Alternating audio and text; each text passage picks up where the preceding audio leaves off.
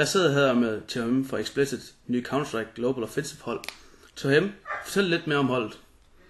Ja, men vi er et hold, der oprindeligt var 1-6 hold, som var også ment til at være 1-6 hold for Explicit, men på grund af udviklingerne, så den på holdet, så vi valgt at gå til den nye Counter-Strike Global Offensive, hvor vi består af 4 tidligere 1-6 spillere og en Source-spiller, som burde have mere styr på nogle af de basale Source-taktikker, end vi selv har her på holdet.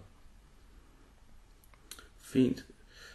Counter-Strike Global Offensive, eller kort CSGO, er et forholdsvis nyt spil, som ikke engang er ude af betaen endnu.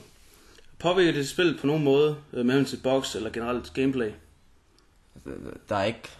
Jeg synes spillet fungerer som okay, fint. Altså der er ikke så meget der. Selvfølgelig er der noget, der kan finpudses, og der er stadig nogle rigtig irriterende lydboks. For eksempel, hvis der har været nogen, der død et specielt sted, kan du høre steps, der fortsat kommer derfra, selvom der ikke er nogen, der går der mere, og det kan være rigtig irriterende i clutch-situationer, for eksempel 1 mod x situationer. Men ellers, så synes jeg generelt, jeg synes spillet det fungerer meget godt.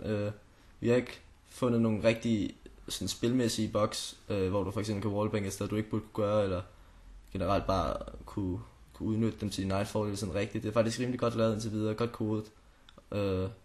Så jeg synes det fungerer rimelig godt. Selvfølgelig er det lidt, der kan finpudses rundt omkring, men det er fint. Jeg synes det går godt som spil. Det fungerer fint for dem. Hvad er fremtidsplanerne for holdet? Jamen nu på søndag så holder Slap en CSGO hyggeturnering, hvor vi regner med at komme hen til den og så se, at vi kan gøre der, hvis vi når at få tilmeldt os. Fordi at der er ikke så mange hold igen, men vi håber, vi kan nå at få tilmeldt os, end andre gør. Og ellers så har vi ESL, som har deres 5-5 latter, og vi har Games of Gadget Expo 2012, der kommer i Fredericia til november, som også kommer til at have CSGO på tapetet.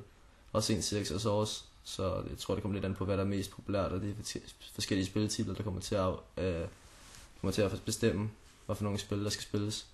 Men også Copenhagen Games, forhåbentlig hvis vi tager CSGO med.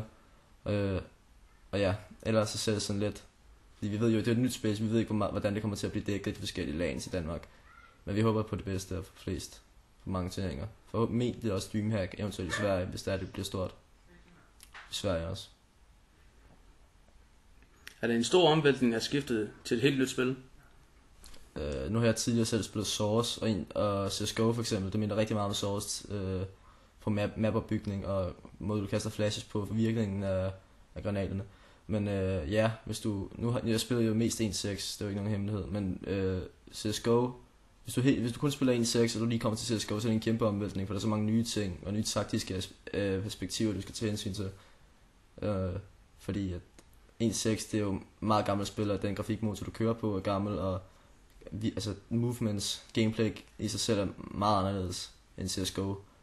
Så ja, det er en kæmpe omvendning, men ikke svært at vende sig til. Er det rigtigt, du har holdt tiltmaskinen?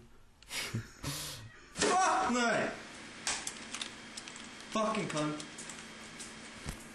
Ja, det må det være. Jeg har nok haft Mathilde lidt mest. Hvem holder humøret op på holdet? Det må nok være Vik. Han er rimelig god til at fyre noget fucked up piss af midt i det hele. Men det er sjovt nok, det er godt.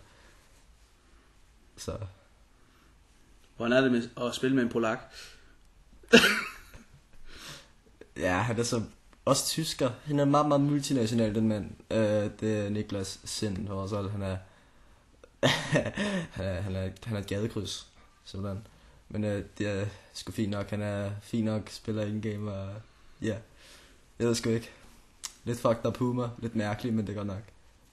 Hvordan har bootcamp været indtil videre?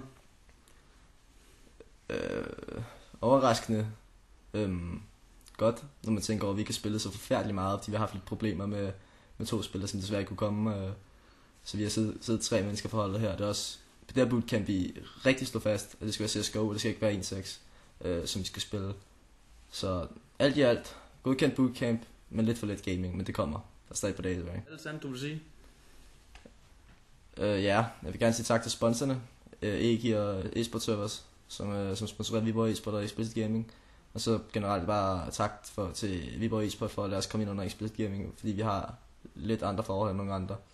Så, men ja, det er det. Så håber jeg, I får at se til nogle events fremover. Og så renser vi alt, fordi vi får ingen.